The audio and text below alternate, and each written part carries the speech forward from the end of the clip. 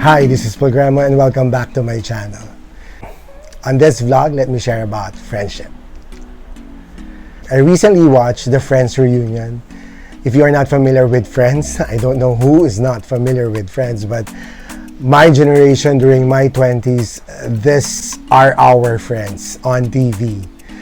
Sila Rachel, Ross, Monica, Chandler, Joey, and Phoebe.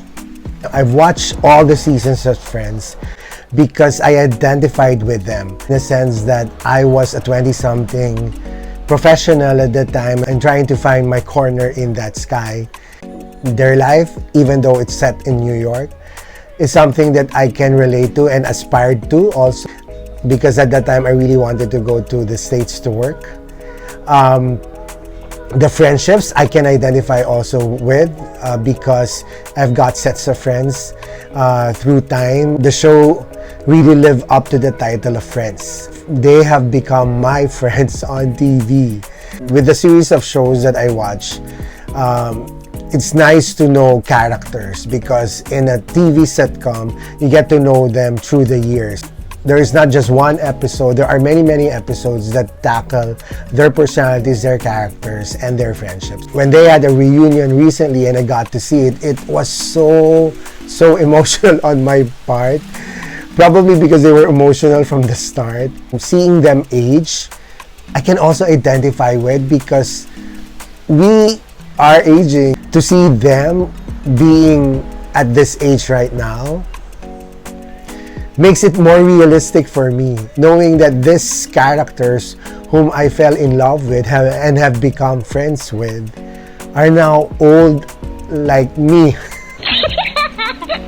And it's funny saying that now, but it was a bit emotional on my part because I get to remember my youth. This is the time of my youth. I was so surprised recently because my nephews and nieces know about Friends. They have been in love also with Friends, and I was telling them this is totally my generation. I was claiming that it was my generation. When I got the chance to go to New York and my uncle brought me to this place wherein they will always show the exterior of this building that shows that this is where their friend's apartment is. So I took a picture of it, of course, with me. Really was grateful just to be there. And there are many characters on TV that I have fallen in love with. And the characters in Friends are people that seem to have grown with me or that I have grown with them. And each episode is so funny and makes me laugh. It also makes me think about how life can be joyful and humorous. Even though there are setbacks and trials, life can be so funny, and that is what a TV sitcom like Friends did to me.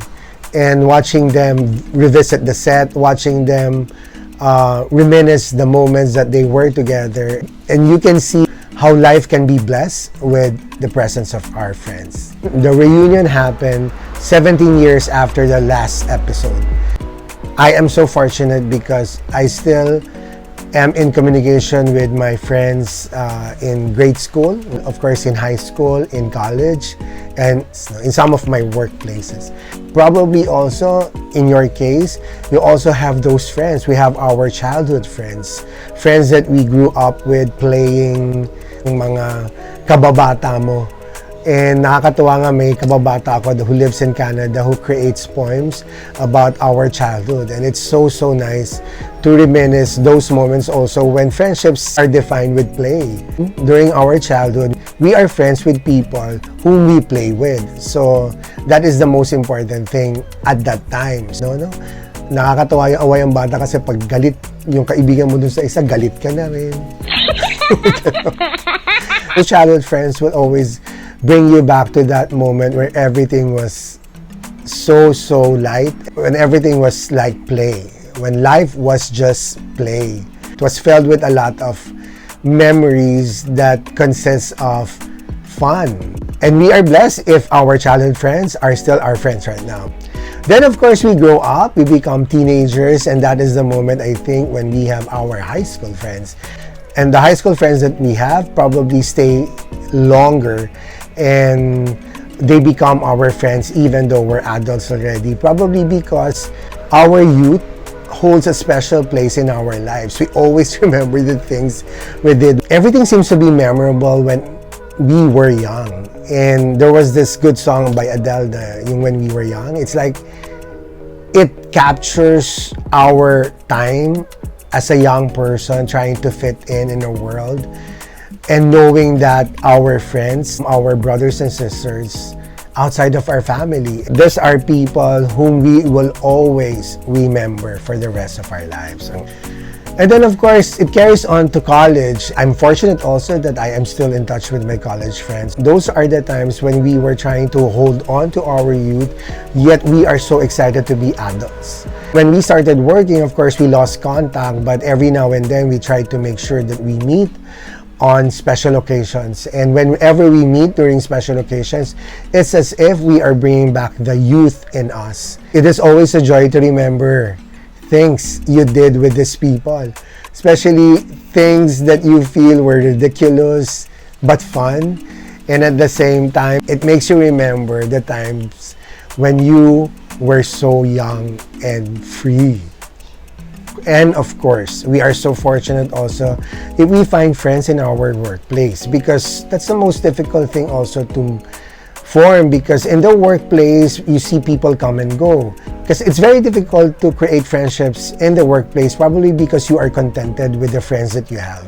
And at the same time, you are there to work, and sometimes it's very difficult to be friends with people if you are so busy with work. But if you are blessed, you will encounter people that will be your friends and will stay with you for the rest of your lives. And I am also fortunate with having friends from my workplaces. The importance of friendship in our lives is that we are given an opportunity to share our joy and our sorrows, to journey with people that will show us what love is outside of family relations. Friendships teach us to love people whom we are not blood related with.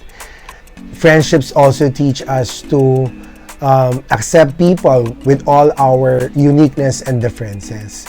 As the Bible said, if you found a friend, you found a treasure. It's very true, because more than anything else, the support and love of people around you give you the joy that a treasure can bring. I'm just so grateful with the people I'm with, whom I consider my friends. Sometimes we lose contact with our friends. Sometimes our priorities change. Sometimes we gravitate towards other people who might be able to journey with us on this specific time of our life. But it doesn't mean that you are not appreciating the friendships you have had before.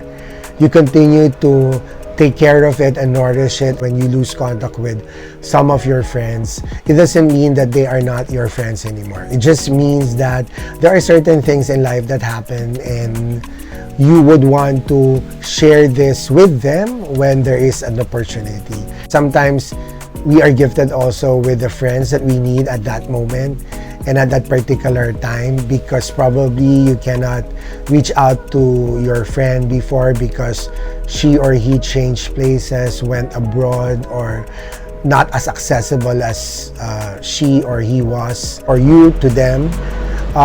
It doesn't matter, because you know that whenever you see each other, it will just bring you back to that memory you were in.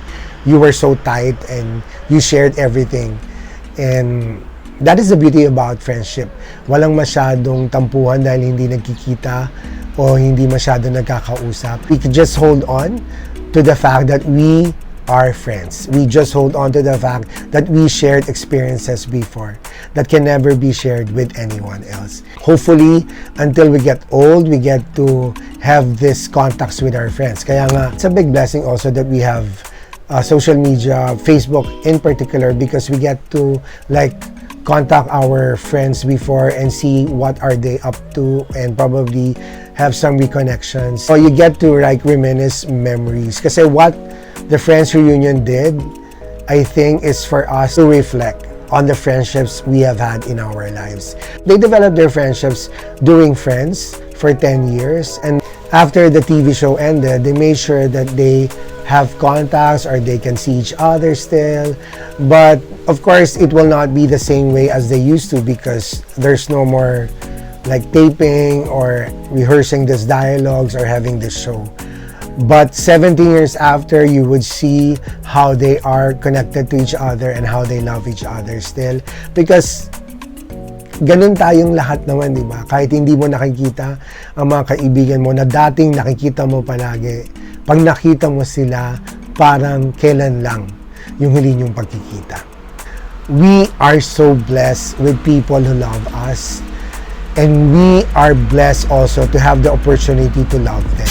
Let us continue to celebrate the friendships in our lives. And if ever there is a chance, create more friendships wherever you are. Discover something nice sa Pinas, something nice sa buhay. Like and subscribe programa channel and click the notification bell. God bless you. God bless all our friendships.